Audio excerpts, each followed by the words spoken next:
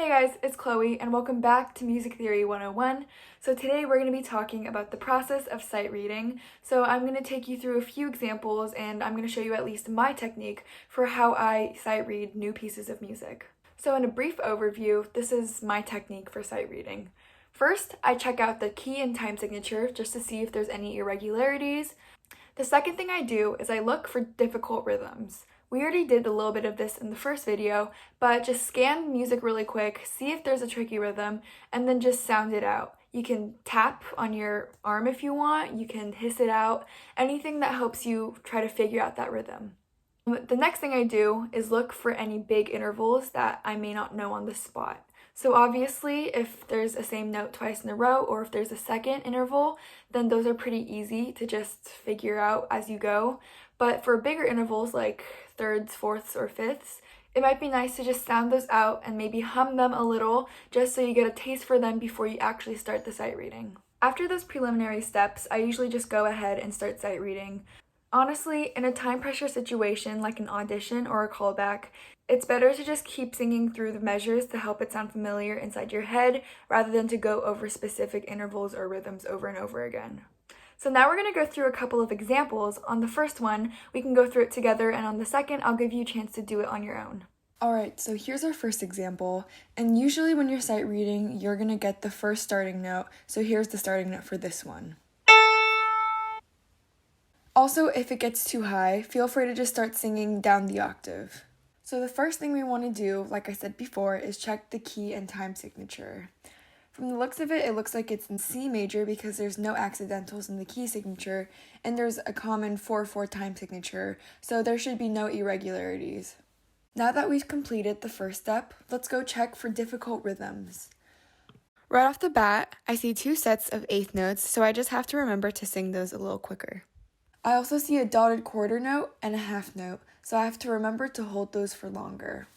I'm just going to go ahead and start hissing the rhythm just so I can get familiar with it.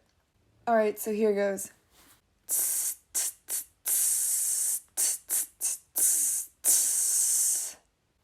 Now that we've completed the second step, let's move on and check for big intervals. The first big interval I saw was the fourth in the first measure. Because the first note in the interval is the same as the starting, which is, we don't have to worry about that. And because we already know from a previous video that you can find the fourth interval by singing Here Comes the Bride, then we know what it would sound like. Here comes the bride, doo doo. The next intervals I saw were the two sets of thirds that go in a downward direction.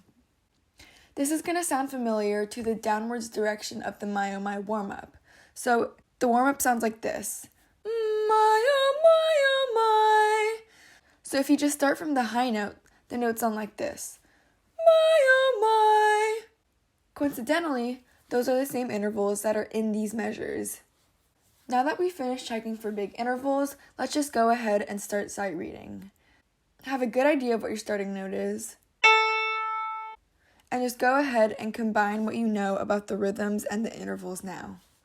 So the first few notes have second intervals, which are pretty easy, and it sounds like this.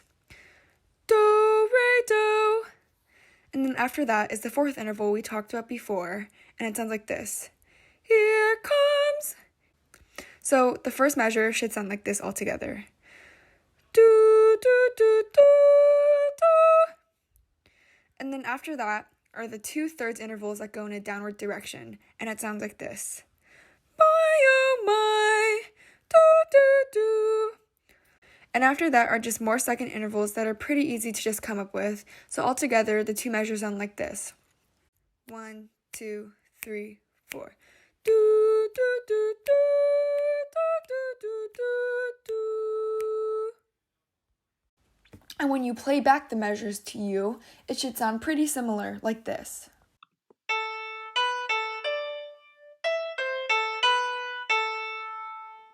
Here's the second example, and here's your starting note. So go ahead, pause the video, and try to figure out what this sounds like, and in the next clip, it's going to have a recording of what it actually should sound like. Alright, you should have come up with something close to this.